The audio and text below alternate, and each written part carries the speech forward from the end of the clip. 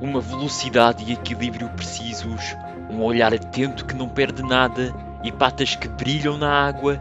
Estas são apenas algumas das habilidades das aves que dominam as margens do Rio Tejo. Hoje vamos conhecer 3 espécies incríveis especializadas em sobreviver e caçar neste habitat. Portanto, fica desse lado porque estás prestes a descobrir algumas das aves mais fascinantes de Portugal.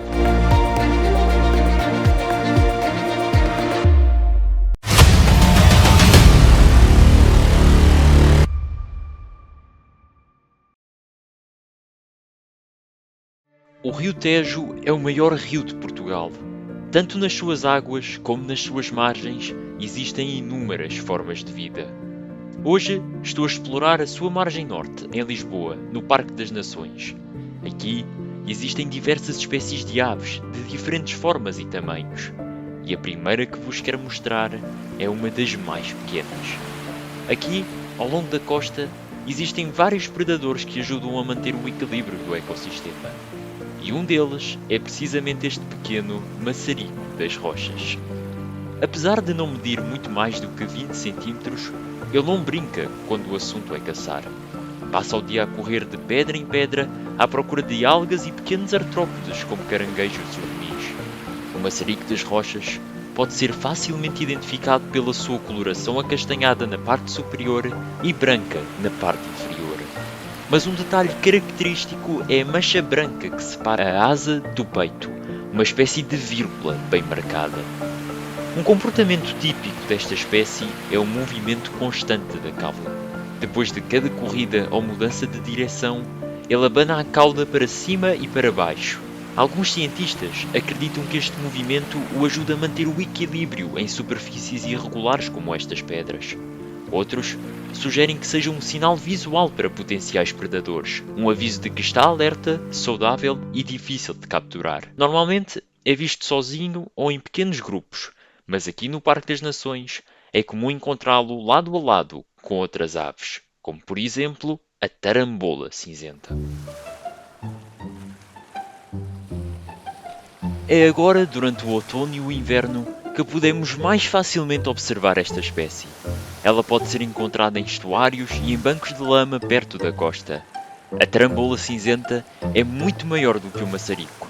No entanto, tem exatamente o mesmo objetivo que ele: alimentar-se.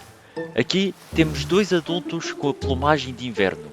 Quando são juvenis, as tarambolas apresentam um dorso mais amarelado e não acinzentado, como estas. Mas a plumagem que mais se destaca na tarambola é a plumagem de verão, em que as bochechas, o pescoço e a barriga ficam totalmente pretos, apresentando um maior contraste nos machos. A tarambola é muito atenta e cautelosa, costuma emitir sons de alarme sempre que sente perigo. Por isso, serve muitas vezes como uma espécie de sentinela para outros grupos de aves que vivem nas zonas costeiras, avisando-as quando há alguma ameaça. Essa atenção e rapidez ajudaram-na a sobreviver numa época em que muitas aves eram caçadas, no século XIX e no início do século XX, enquanto outras espécies parecidas foram praticamente todas dizimadas pelos caçadores. Aqui, à beira da água, é comum observar uma outra espécie. Ela surge do horizonte com a sua presença elegante.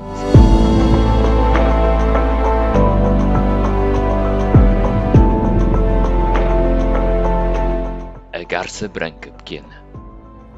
Ela pode ser encontrada em todo o país, sendo muito mais abundante em zonas litorais como a que estamos agora.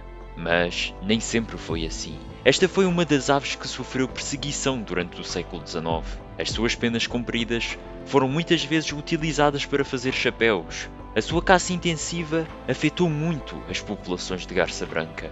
Felizmente, hoje, ela é uma espécie protegida por lei e a população voltou a aumentar. Mas por que é que ela é chamada de garça branca pequena? Bem, isso não se deve ao facto de ser uma ave pequena, uma vez que pode atingir mais de 1 metro de envergadura. Na verdade, esta é uma forma de a distinguir de uma outra espécie de garça branca que temos em Portugal, a garça branca grande. A garça branca grande é relativamente parecida com a garça branca pequena, mas, como o nome indica, ela é muito maior, podendo atingir 1 metro de altura e 1,70 m de envergadura. Uma boa forma de as distinguir é pela cor do bico. Durante a maior parte do ano, a garça branca pequena possui um bico maioritariamente cinzento, enquanto o da grande é todo amarelo.